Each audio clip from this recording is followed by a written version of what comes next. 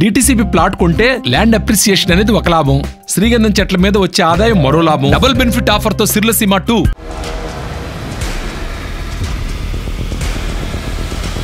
దాదాపుగా ఈ పేరు తెలియని వారంటూ ఉండరు. ఈ వ్యాధి దోమల కారణంగా వస్తుంది. ఈడెన్ ఆల్బోపిక్టస్ దోమ ఈ వ్యాధిని వ్యాప్తి చేస్తుంది. ఈ వ్యాధి సోకిన వారు అధిక జ్వరం, ఒళ్ళు నొప్పులు, చర్మం ఎర్రబడటం వంటి లక్షణాలతో తీవ్ర అనారోగ్యం బారిన పడతారు. డెంగీకి ఇప్పటి వరకు లక్షణాలను బట్టి డాక్టర్లు చికిత్స చేస్తున్నారు. ప్రత్యేకంగా ఈ వ్యాధి నివారణ కోసం మందులంటూ లేవు. ఇప్పుడు డెంగీ వ్యాధికి సింగిల్ డోస్ వ్యాక్సిన్ కనిపెట్టారు. దీనిపై పరిశోధనలు చివరి దశకు వచ్చేశాయి.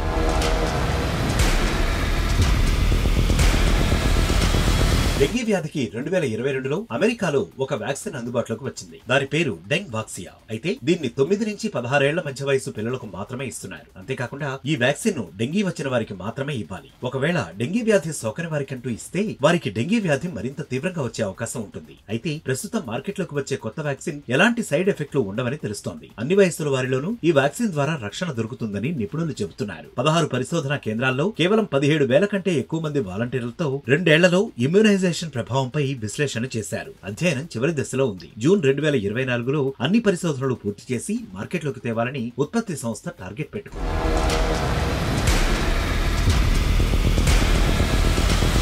మరిన్ని వీడియోస్ కోసం ఛానల్ ని సబ్స్క్రైబ్ చేయండి. లేటెస్ట్ అప్డేట్స్ కోసం వాట్సాప్ ఛానల్ ని ఫాలో చేయండి. అండ్ లింక్ డిస్క్రిప్షన్ లో ఉంది.